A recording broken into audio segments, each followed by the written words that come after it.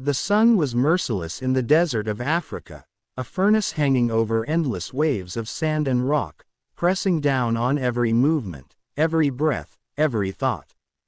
The American convoy moved carefully through the barren expanse, a mission that was part reconnaissance, part reassurance to the local villages threatened by extremist fighters who had turned the desert into their battlefield.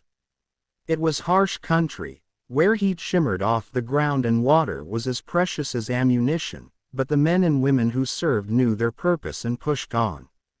Among them was a young female officer, a communications specialist whose radio was the lifeline between her unit and the unseen power of air support hovering beyond the horizon.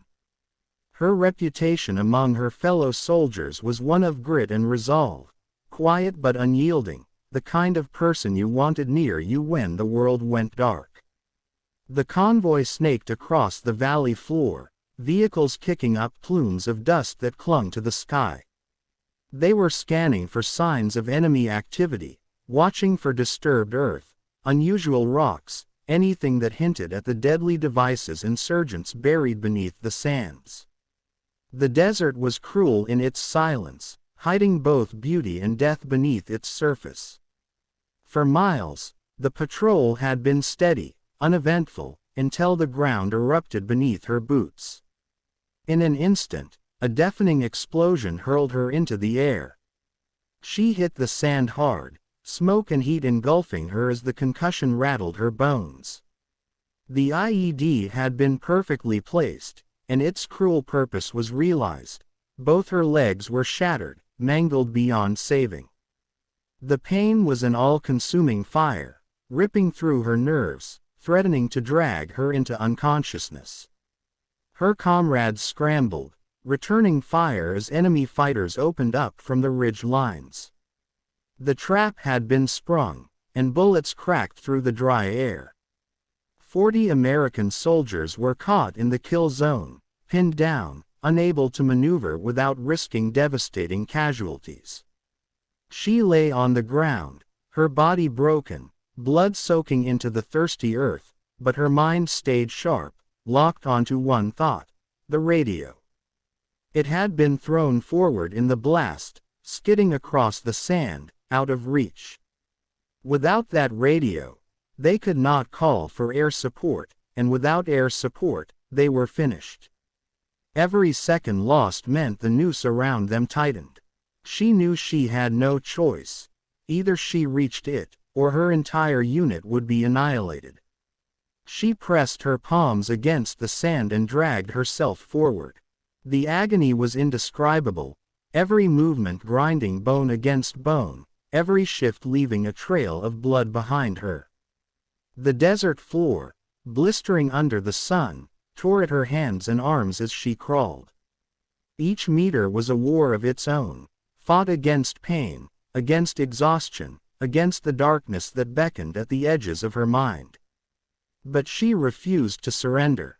She thought of the soldiers behind her, men and women firing desperately, trusting someone, anyone, to get through. She thought of their families waiting back home, families who would never know peace if today ended in slaughter. She thought of the oaths she had taken, the flag she wore, the pride she carried in serving her country.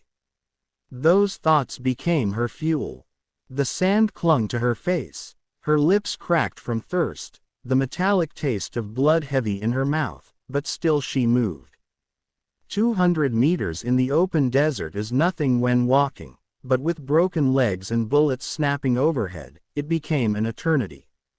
Her uniform was shredded, her hands blistered, her arms trembling, yet she clawed her way forward like a soldier possessed. Around her, the battle raged, shouts, gunfire, explosions, but in her mind there was only silence, only the single mission of reaching the radio. She refused to look at her legs, refused to acknowledge the mangled ruin that trailed behind her.